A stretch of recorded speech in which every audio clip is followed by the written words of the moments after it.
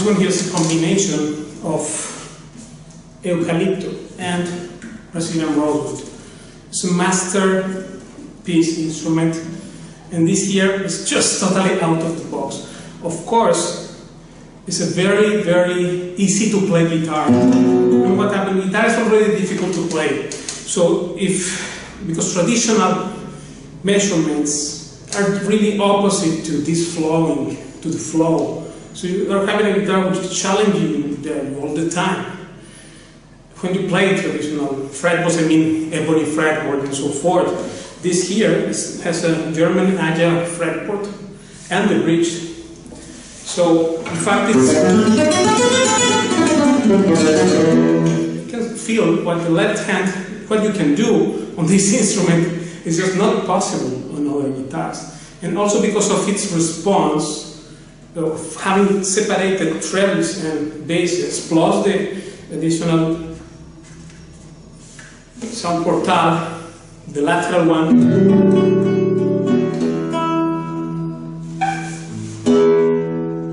That's right. So that gives you unmatchless playability, which means that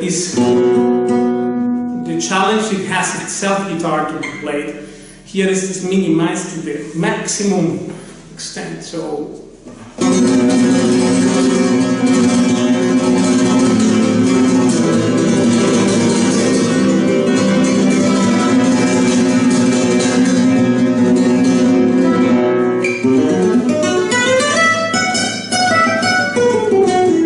and the response, of course, it has on the treble side.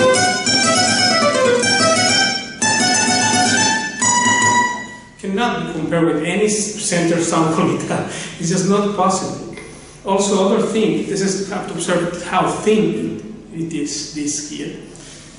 And by having this clear wood lighter in the back, which of course after this I will right away post here for you to see how Maestro Samori explains about this, because all this is beyond the Torres ideas, which means this is super modern stuff combined with the best of the past.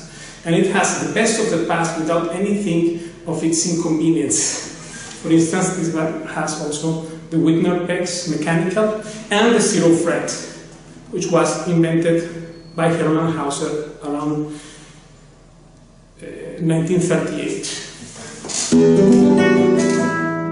And was never used for flamenco guitars until now. So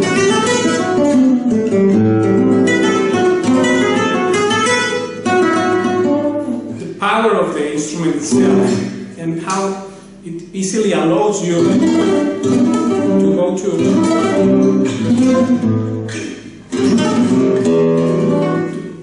regions and zones which before AG design it was impossible to get there. And this is a balanced guitar as well. It's the only guitar in the world which we can keep, means I can move, I don't need to be holding it with the left hand, and therefore I am free by playing.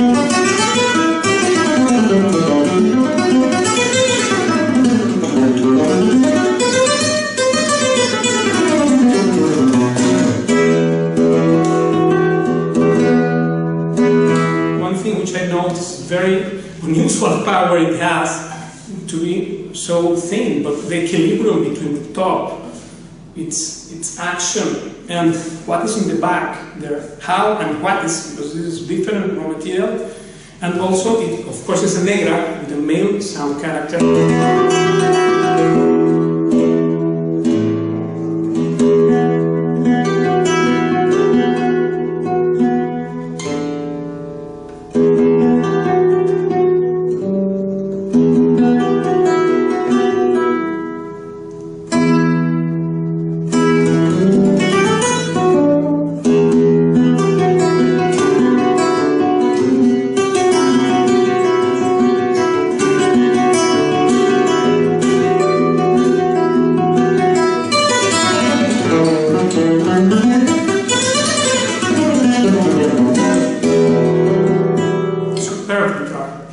Incredible instrument, really.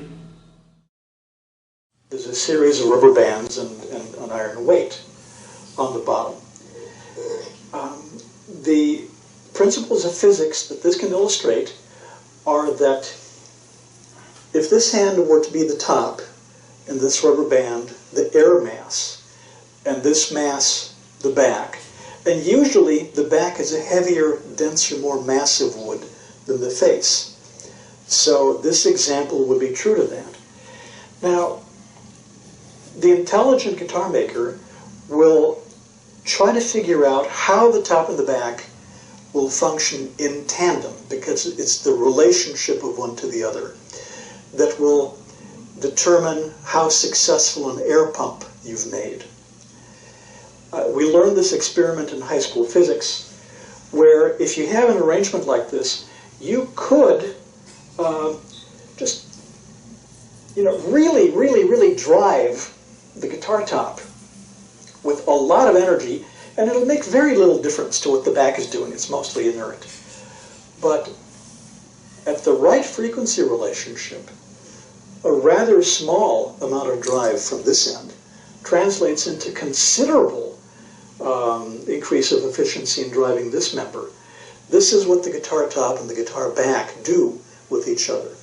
So it's incumbent on the maker to try to figure out what the resonance relationship of those plates ought to be to one another. Because if you miss it, then you'll get something that really wastes a lot of the energy. It's tricky. It takes years sometimes to zero in on that. But everybody who's serious about this will wind up going in this direction. Now, people like me, fortunately, find this actually interesting. It would be deadly boring to a lot of people. Of course. So he's a great authority on acoustics. Maestro Samoye quote him just to show you how much of a prestigious luthier he is. You can check here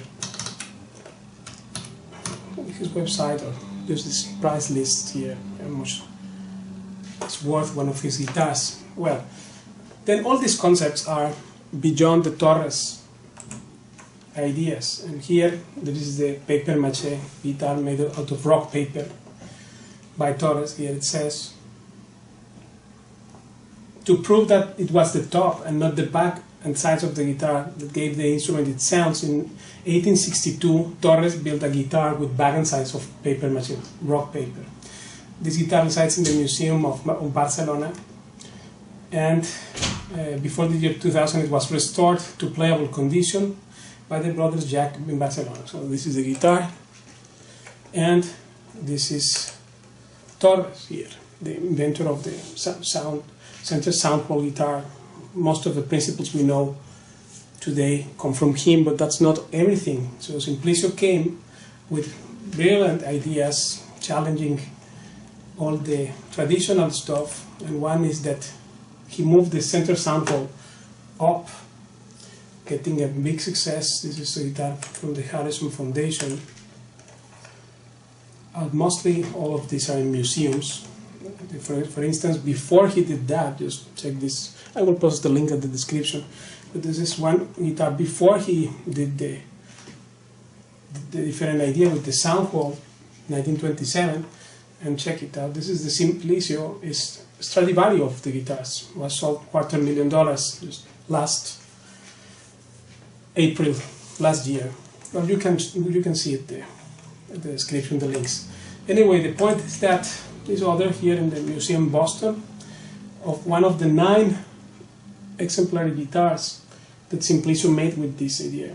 So at that time it was a difficult thing to put forward, but as you can see on this auction, the stiff tradition did a big mistake by not getting one, because there will be millionaires now. Okay, so that's this one part of it, and I wanted to also check this thing, the impact of the sound. I'm quoting from Borretier from Canada.